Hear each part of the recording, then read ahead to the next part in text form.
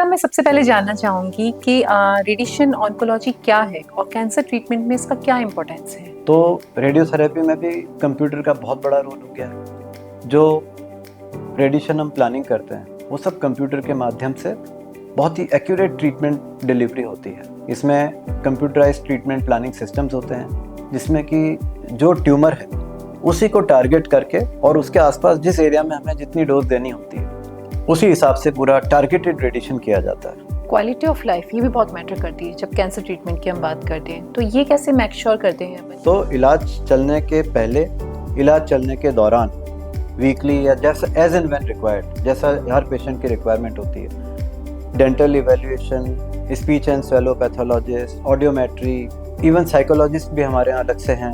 तो जहाँ पर जिसकी ज़रूरत होती है सबको इन्वॉल्व करके रखते हैं। फिर जब ट्रीटमेंट पूरा हो जाता है उसके बाद भी हम टाइम टू टाइम पेशेंट्स को दोबारा बुला करके देखते हैं क्या प्रॉब्लम्स आ रही हैं, क्या नहीं आ रही हैं, और उसके अनुसार सिम्टोमेटिक ट्रीटमेंट देते हैं। सर, अगर बात अपन एक्सपेंस की करें तो कितना कॉस्टिंग आता है एक पेशेंट के ट्रीटमेंट में? अगर हम कीमोथेरेपी के मुकाबले में और सर्जरी के मुकाबले में बात करें तो रेडिएशन की कॉस्ट बहुत ही कम होती है। भगवान महावीर कैंसर हॉस्पिटल में सभी पैनल्स हैं।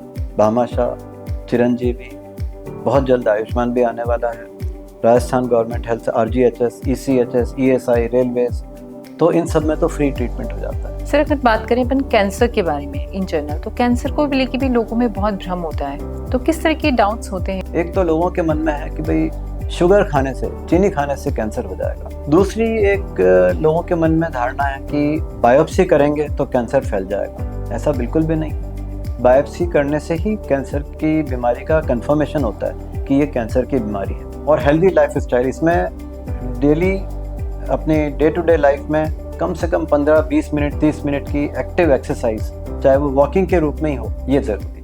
नमस्कार and welcome to the CareCast, BMCHRC का ऑफिशियल पॉडकास्ट, जहां हम बात करते हैं हर बार एक नए एक्सपर्ट के साथ एक नए टॉपिक के बारे में।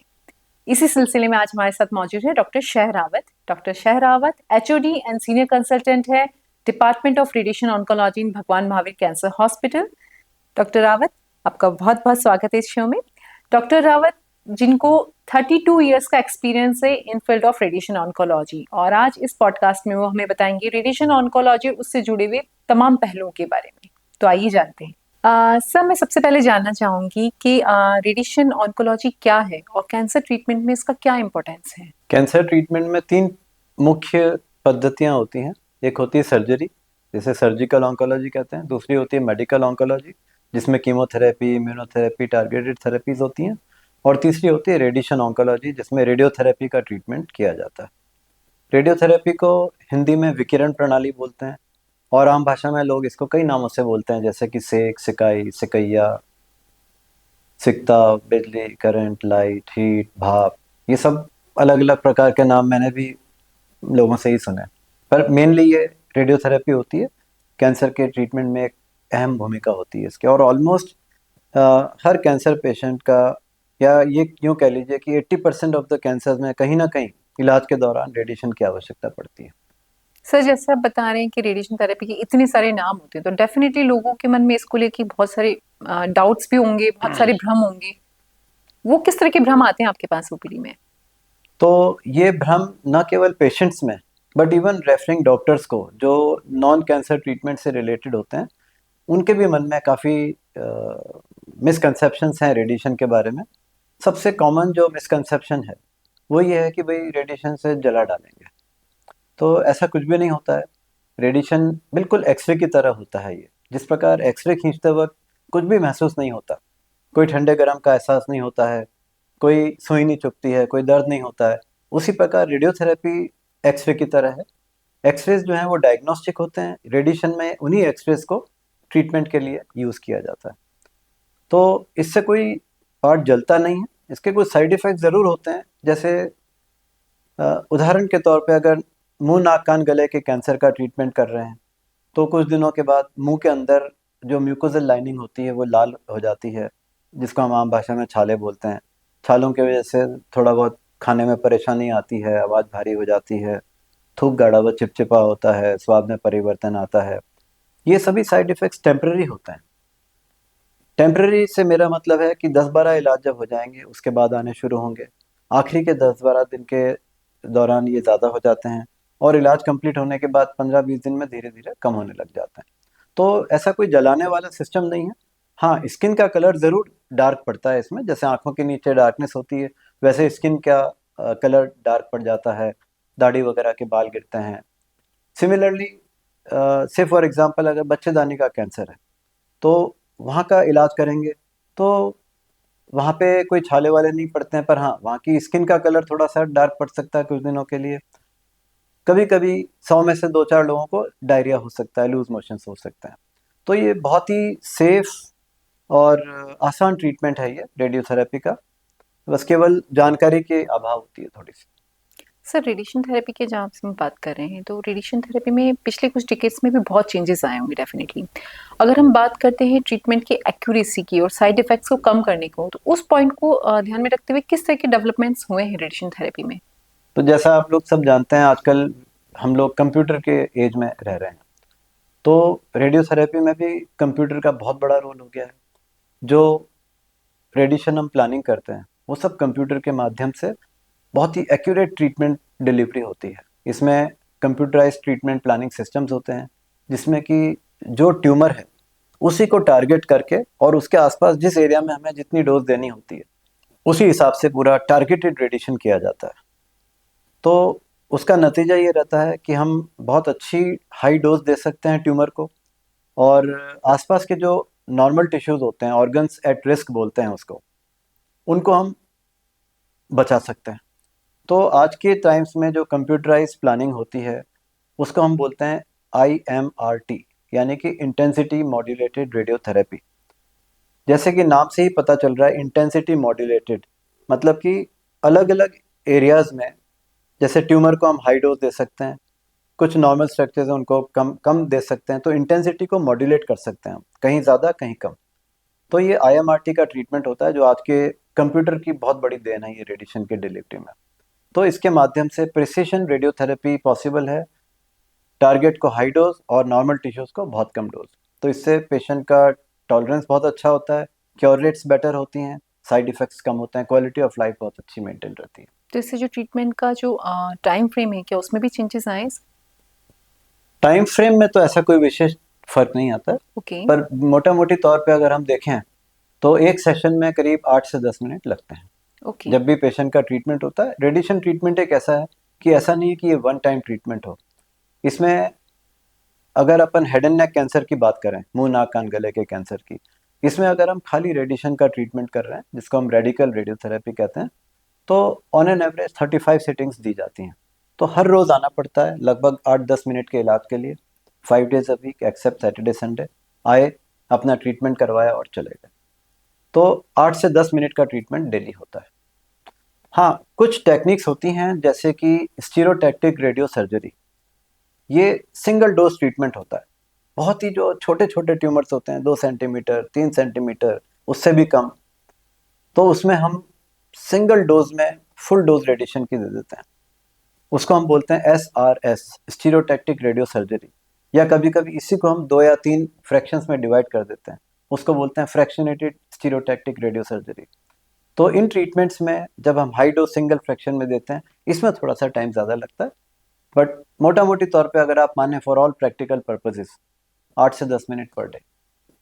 मतलब वो डिपेंड करता है कि कौन सा कैंसर है, किस तरह का ट्यूमर है, उसके ऊपर हाँ डिपेंड करता जी। है। सर, इसी से मेरा नेक्स्ट क्वेश्चन रिलेटेड है। पर्सनलाइज ट्रीटमेंट बहुत बात होती है, कीमोथेरेपी में बात करते हो तो पर्सनलाइज ट्रीटमेंट होता है, टेलर मेड ट्रीटमेंट होता है।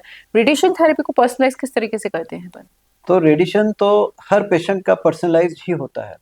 पहले दिन जब पेशेंट आता है तो उसकी पूरी हम एक मास्क बनाते हैं, जैसे चेहरे का मास्क बनाया, हेड एंड नेक का कैंसर है, चेहरे का मास्क इसलिए बनाएंगे ताकि इलाज के दौरान पेशेंट का चेहरा स्थिर रहे, इधर उधर हिले नहीं, और हर रोज एक ही पोजीशन में ट्रीटमेंट हो जाए। फिर किसी के बेस ऑफ द टंग का ट्यूमर है, किसी के टॉन्सिल का है, किसी के गाल का ट्यूमर है, किसी के आवाज़ की डिब्बी का है।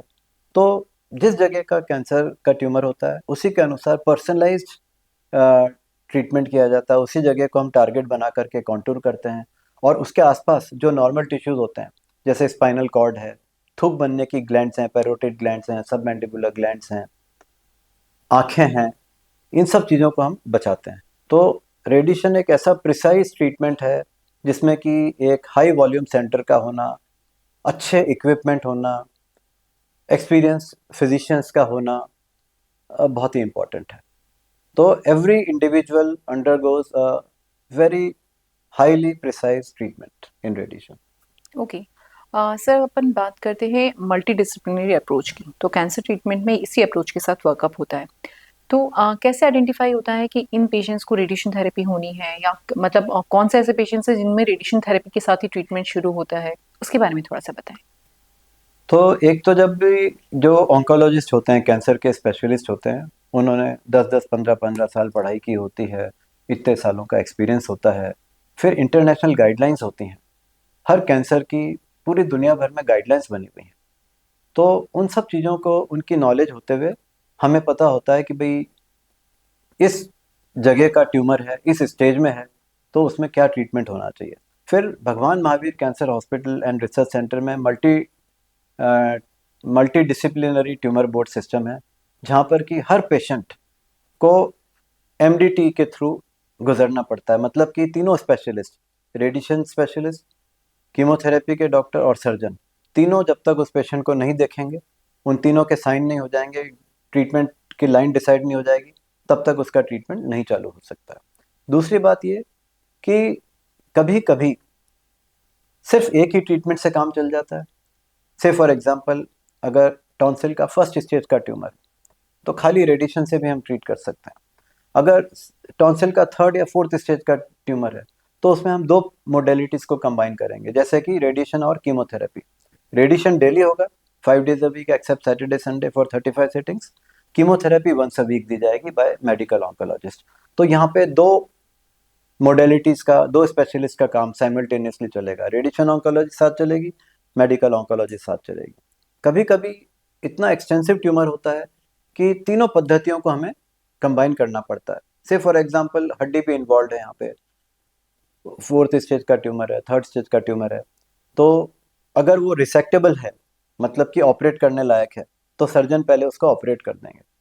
फिर ऑपरेट करने के बाद, क्योंकि उसमें बहुत ज़्यादा बीमारी थी, उसमें आगे रेडिएशन का और कीमोथेरेपी का इलाज चलेगा। तो इस स्थिति में पहले ऑपरेशन होएगा, फिर रेडियोथेरेपी और कीमोथेरेपी दोनों होंगी। तो इस केस में तीनों मोडेलिटीज़ का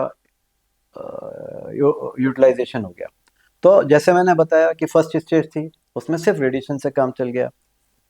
सेकेंड स्टेज थी, उसमें कीमो रेडिएशन दोनों चीज़ें यूज़ करी। थर्ड फोर्थ स्टेज में हमने सर्जरी भी करी, कीमो रेडिएशन भी करा।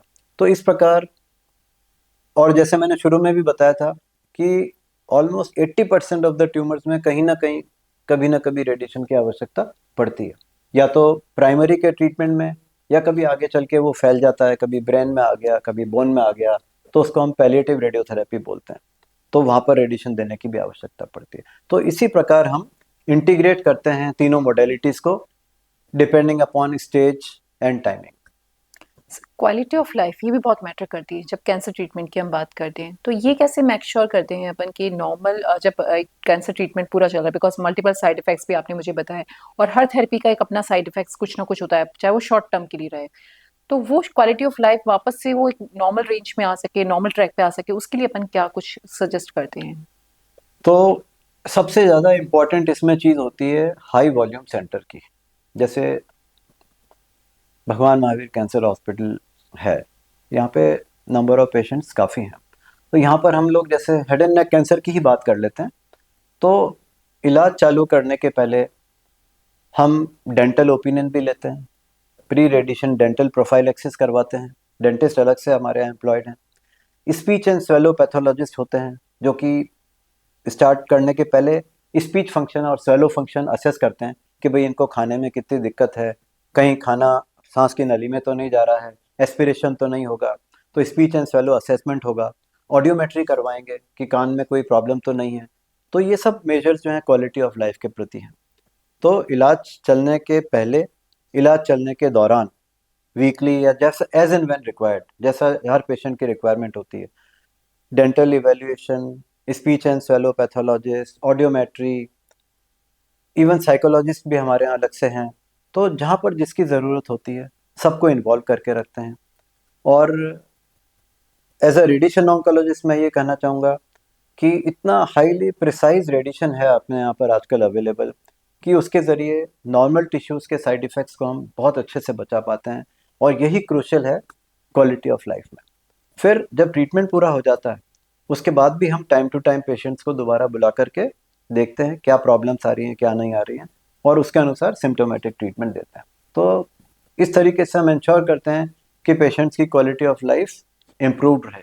ऑफ कोर्स 100% अगर बहुत एडवांस डिजीज़ है तो ऐसा नहीं कह सकते हैं कि कोई भी साइड इफ़ेक्ट नहीं होगा।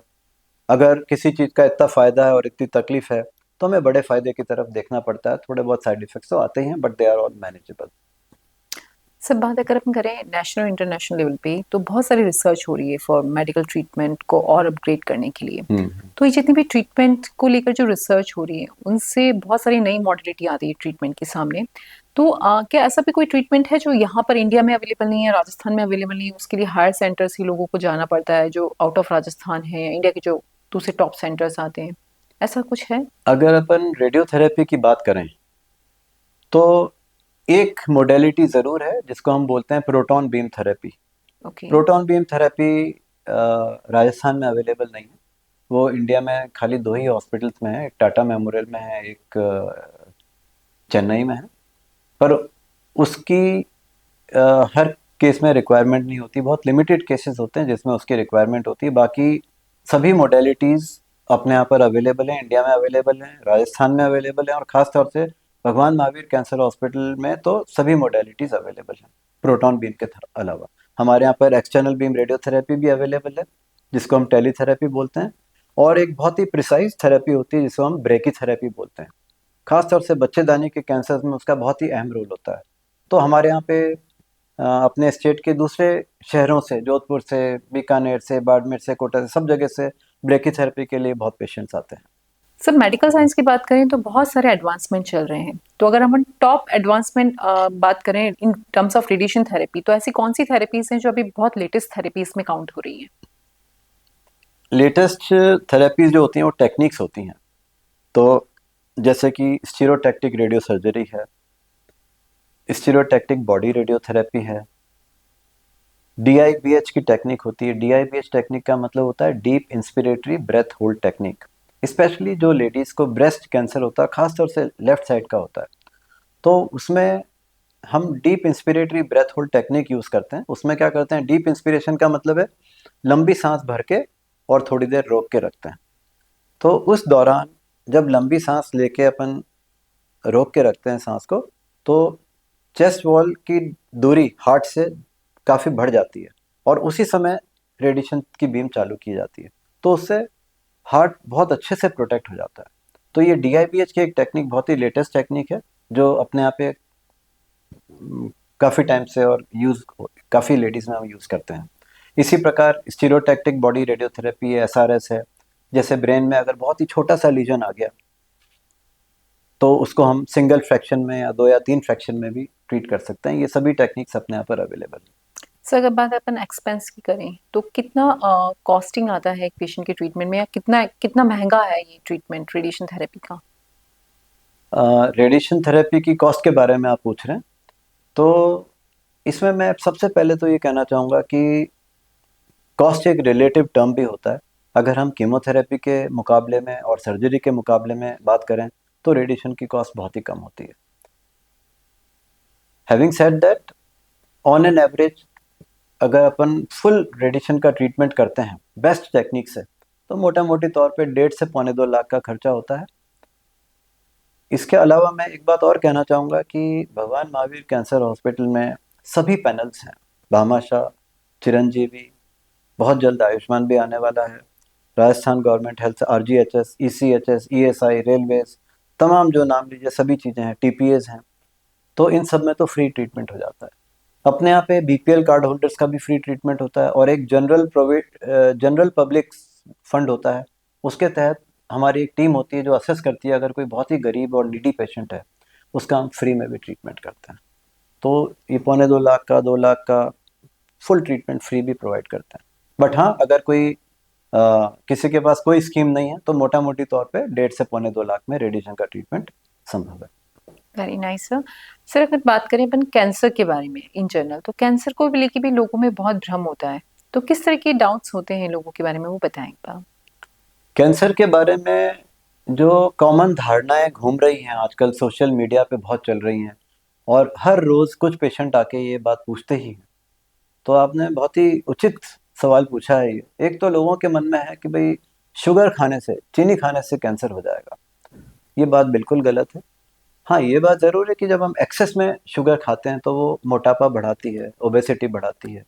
और ओबेसिटी जब बहुत बहुत सारे फैक्टर्स के साथ कंबाइन होती है, स्मोकिंग है, अल्कोहल है, सेडेंटरी लाइफ स्टाइल है, अपने दिनचर्या में कोई एक्सरसाइज नहीं होना है, तो ये सब मिलके आपके न केवल कैंसर बट और भी बीमारियों को निमंत्रण देते हैं। तो एक तो ये है कि भाई शुगर खाने से कैंसर होता है, ये बिल्कुल गलत है। दूसरी एक लोगों के मन में धारणा है कि बायोप्सी करेंगे तो कैंसर फैल जाएगा। ऐसा बिल्कुल भी नहीं। बायोप्सी करने से ही कैंसर की बीमारी का कंफर्मेशन होता है कि ये कैंसर की बीमारी है। और उसके बाद अगर अपन टाइमली और जो रिकमेंड किया गया है वो ट्रीटमेंट करवा लें, तो ये बिल्कुल बात गलत है कि बायोप्सी करने से कैंसर फैलता है। तीसरी बात लोगों के मन में जो मैं पहले भी बता चुका हूँ कि भाई रेडिएशन से जला डालेंगे, ये भी बिल्कुल गलत बात है। कोई जलता नहीं है, बल्कि बीमारी कटती है इससे। कुछ लोगों के मन में, कई लोग ये पूछते हैं कि साहब cell phone, mobile phone use करने से कहीं कैंसर तो नहीं हो जाएगा। कई सालों से, बीसों सालों से ये स्टडीज़ चल रही हैं दुनिया भर में, और ये आज तक कोई एविडेंस नहीं है कि मोबाइल फ़ोन के यूज़ से कैंसर हो सकता है। हाँ, एक कान के आसपास अंदर के एरिया में एक ट्यूमर होता है जिसको, वो नॉन कैंसर ट्यूमर होता है जिसको हम श्वानोमा या अकाउस्टिक न्यूरोमा बोलते हैं। कुछ स्टडीज़ में पाया गया है कि अगर बचपन से ही कोई लोग घंटों घंटों कानों में मोबाइल से बात करें तो अकाउस्टिक न्यूरोमा होने की संभावना थोड़ी सी ज़्यादा होती है, वो भी नॉन कैंसरस। वो भी नॉन कैंसरस होती है। इसी प्रकार कई लोगों के मन में धारणा है कि जो मोबाइल टावर्स हैं आजकल, जो रेडिएशन की बीम्स को एमिट करते हैं, उनसे कैंसर हो सकता है। आज तक ऐसी कोई भी स्टडी ने ये साबित नहीं किया है। तो ये कुछ धारणाएं हैं जो कि कैंसर के लिए हैं। ओके सर, लास्ट में आप लोगों को क्या मैसेज देना चाहेंगे इस पॉडकास्ट के through, as an radiation specialist, as an cancer specialist. तो एज ए कैंसर स्पेशलिस्ट मैं ये मैसेज कन्वे करना चाहूँगा कि कैंसर क्योरेबल है, टाइमली डिटेक्ट हो जाए तो। कुछ कैंसर्स हैं जैसे बच्चेदानी का कैंसर है, लिवर का कैंसर है, इनके लिए वैक्सीन्स भी अवेलेबल हैं। ट्रीटमेंट आसान है, अवेलेबल है। हेल्दी लाइफ स्टाइल मेंटेन करना बहुत ज़रूरी है इसके प्रिवेंशन के लिए। हेल्दी लाइफ स्टाइल का मतलब है मेरा कि ग्रीन लीफी वेजिटेबल्स, फ्रूट्स वगैरह अपनी डाइट में रखें, रेड मीट वगैरह कम रखें। स्मोकिंग 100% नो है, tobacco in any form 100% no है। बीड़ी, सिगरेट, तंबाकू, खैनी, गुटखे, हुक्का, ये सब चीज़ें बिल्कुल ज़ीरो हैं। एल्कोहल मॉडरेशन में, बिल्कुल लो उसमें, कभी कभी ले लें तो चलेगा, बट एक्सेस में हर चीज़ नुकसान करती है। तो कैंसर क्यूरेबल है, अपने राजस्थान में, अपने जयपुर में इसका कंप्लीट ट्रीटमेंट उपलब्ध है। और हेल्दी लाइफ स्टाइल, इसमें डेली अपनी डे टू डे लाइफ में कम से कम 15-20 मिनट, 30 मिनट की एक्टिव एक्सरसाइज, चाहे वो वॉकिंग के रूप में ही हो, ये ज़रूरी है। Thank you so much sir, अपने बिजी शेड्यूल में से टाइम निकाल के आए और आपने इतनी टेक्निकल बातें भी इतनी इजी शब्दों में हमारे दर्शकों को समझाई। Thank you so much sir. Thank you. Thank you.